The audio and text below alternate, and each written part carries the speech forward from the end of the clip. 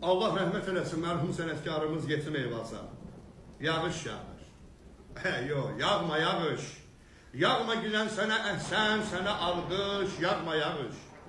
Yağma giden arzularla, diləklərlə, yağma giden qurban olun Bakıda əsən, küləklərlə yağma giden. Yağma giden yağa yağa ıslatma gel paltarımı, heç qaytarma gənclikdəki öz əhdimi, ilqarımı. Yağma giden ıslanmasın əlimdəki qələm varar, yadındadır necə yağdı 200 gün bundan qabaq.